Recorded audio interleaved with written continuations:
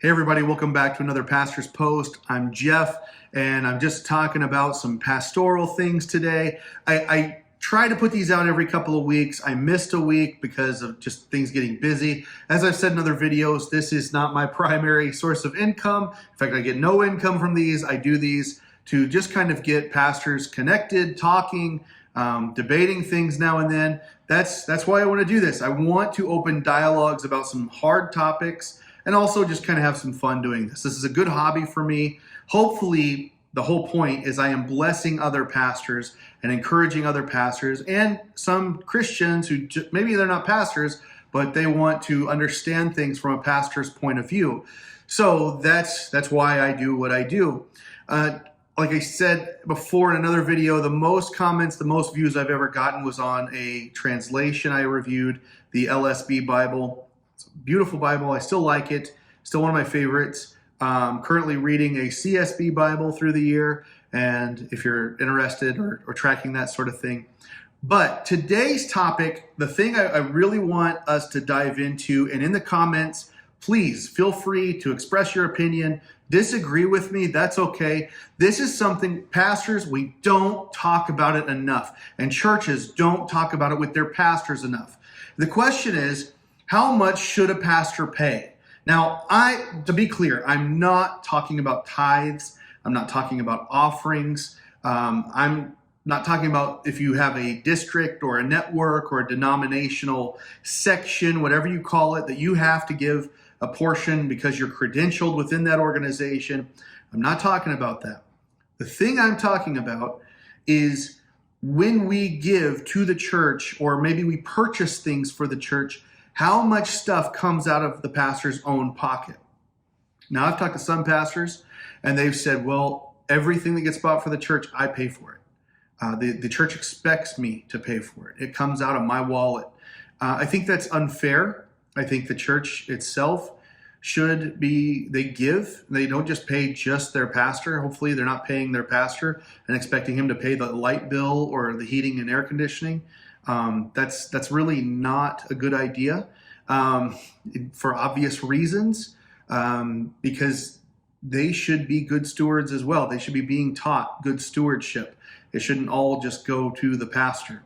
Also, that's a little cult-like, but we'll move on from that. Really, what I'm talking about is when you're out and you're buying things for a fundraiser, or maybe you have a missionary you want to fund, or things like that. How much of that does the pastor himself give to? Now, the first thing we have to ask, the first question when we're discussing this, as far as how much the pastor gives to his own church, is what is your vision for the church?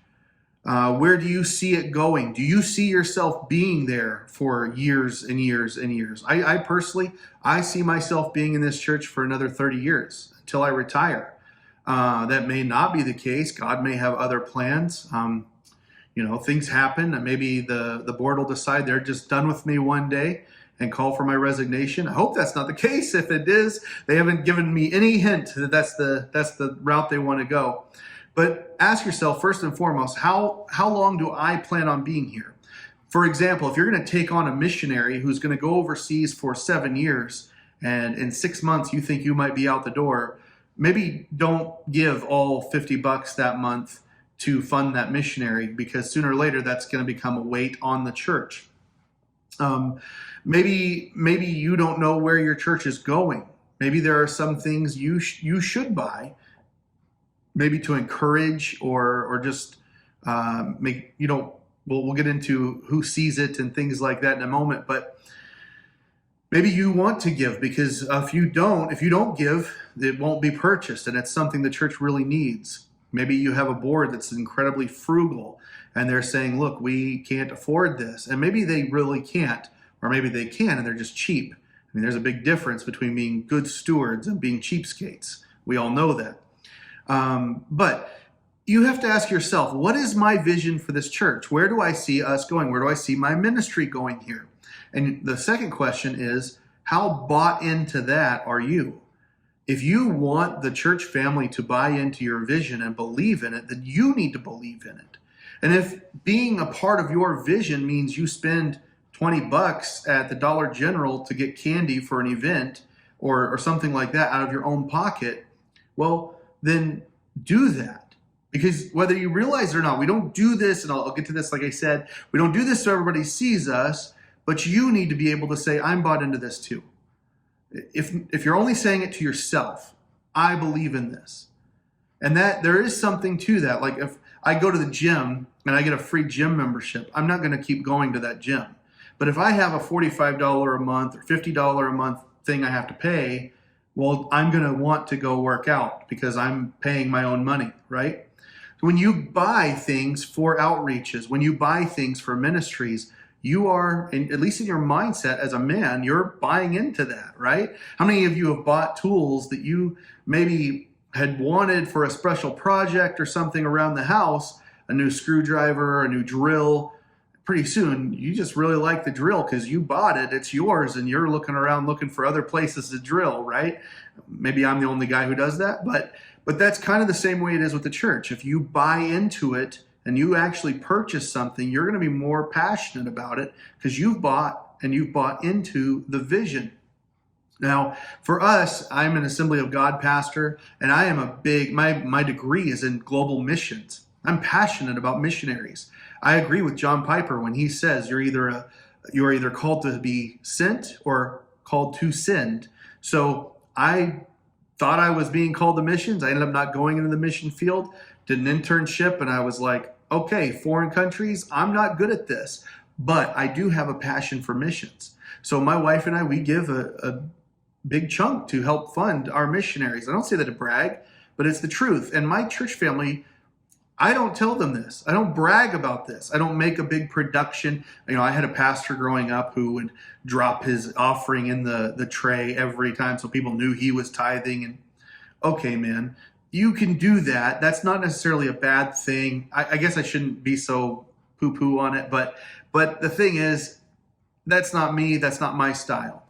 But my church family knows our pastor's passionate about missions because people do see who gives and who doesn't, and those people talk. Whether we like it or not, they're going to. It's human nature. So when you give and you're passionate about something, they do see that. We don't do it for that reason, but people do see that. So again, if you're passionate about missions, buy into missions. Adopt a missionary family and pay their monthly thing. There's nothing wrong with that. Again, if you're going to be there a long time, or at least hope to be there a long time. Because once you leave, the church may say, we can't afford to pay this guy. Pastor was paying it, and we're going to have to pull our funding for him. Now, another thing to think about is whenever you're out at the store and you need to purchase small items. We do a thing during the summertime to give our kids ministry leaders a break. I type up notes to the sermons every week. I try to keep the sermons family friendly. I don't get into, like this past week, I preached about Rahab, who of course is a prostitute. But because we had children with us, I didn't talk anything about her profession. Took that out of the message entirely. Just called her a woman of low moral responsibility or low social responsibility. And I make up notes for the children to follow along with. Now, at the end of each service, if they filled out their notes, it's just multiple choice or fill in the blank. And if they followed along, they go to our sound guy and they say, look, I did my notes. And the sound guy will give them a piece of candy, a fruit roll-up, a granola bar, a bag of chips, something that is going to ruin their lunch. But it's motivation for them to pay attention, be like mom and dad. And a lot of times I'll purchase those with my own money, not because I am so well paid or anything like that, but I believe in doing that for our kids. I believe in raising our kids to pay attention in the adult service. Because kids' church is one thing. It's fun, it's games, but when it's coming into the sanctuary, I believe in the sanctity of that and being honoring during that time and paying attention to the message and training our children up to be that way. Not everybody can do that, and I can appreciate that and I can understand that. But whenever it comes to things that you can purchase and things you can do for your church, this is where we're having this video, this dialogue, right? Now, questions you should ask. First and foremost, can I afford this? Now, if I couldn't afford a box of chips or whatever, I'm not going to buy it. Because here's the thing. And we need to get this through our heads. 1 Timothy 5:8 says, "But if anyone does not provide for his own, and especially for those of his household, he has denied the faith and is worse than an unbeliever." If you can't afford to put food on your own table as a pastor, you don't need to be buying snacks for the kids' ministry. If you can't afford to buy your children new clothes when they need them, and they're wearing rags and things with holes in them and stuff like that, you don't need to go buying clothes for strangers or giving to a benevolence fund to buy clothes for other kids. No, you need to take your kids down to the thrift store and get them something to wear first. Your household is your first ministry. So if you can't afford to fund a missionary, that's okay. Maybe you don't give $50, maybe you give $5, and that's sacrificial. Whatever you decide, ultimately, the first question has to be, can we do this? Can we afford to do this? Or can I afford to do this? The second question is, am I doing this with the right heart? Now, we've all heard God loves a cheerful giver, 2 Corinthians 9:7. We have to do what we've purposed in our own heart and give with those things. But we also have to remember that, Jesus said, when you give, and he's talking about giving to the poor, don't let your left hand know what your right hand's doing. What's your motivation for doing this, for wanting to do this? For me, it's honestly, I just want to bless my church. Sometimes it's just because I don't feel like digging out my church credit card or church debit card. I just pay with my phone and move forward. It's not that much, right? $5, $10, whatever. But again, if you can't afford it, don't do it. But if you're doing it with the wrong motivation, definitely don't do it. Don't do something that's you're just doing it because you think you're supposed to, or it's going to drive a wedge between you and the church. You're going to resent the church. Good example. I bought almost $200 worth of candy one year out of my own pocket for an outreach we were doing. It was a trunk or treat. The next year, the church paid for it because not a lot of people showed up. It was really low attended that year, and I just was like, you know what? This is something I can't afford to do this as it is. And I was doing this so that my church family would be motivated to do this, and I got really bitter about it. Now the church pays for the candy, and actually the ministry itself, that outreach, our trunk or treat, is very well attended. So make of that what you will. I let my purchase become a heart issue, and that's my failing. So if you feel like that's becoming you, man, let the church pay for it, especially if they're willing to. All right. The third thing, and this is a key thing, you have to ask yourself, what do I believe about giving? What are you modeling? What am I modeling for my congregation, whether or not they see this? And I've touched on this already, but what's your theology on giving? Now, I don't give because I believe God will bless me with earthly riches. I'm not of that type of Pentecostal belief where you give to get or anything, or God owes you money. I think that's a heresy. You may disagree with that too, and I'm open to dialogue about that as well in the comments. But I don't give so that God will rain down blessings from heaven. I'm not like Kenneth Copeland trying to cash out my heavenly treasures or anything of that nonsense. But I do give out of obedience, and I give with a cheerful heart, and I give because I want to bless my church family.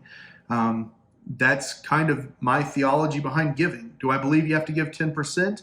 Well, if you can't afford 10% and your kids are going hungry, no. 10% of zero is zero. If you have no money, take care of your household. That's your first ministry. I go back to that. But that's my theology. Now, maybe you're the type and you're saying, I don't give 10%. I encourage people to give 20.5% or whatever. Maybe you've got that somewhere from Scripture. I don't fault you for that. But my point is giving a part of your theology, is giving something that you do believe in. And as that, do you explain that to other people so that you're not the only one giving? These are things we have to talk about, and they're sensitive topics. Money is a very sensitive issue. As the pastor, whether you realize it or not, you set the pace for your congregation. You set the example for them.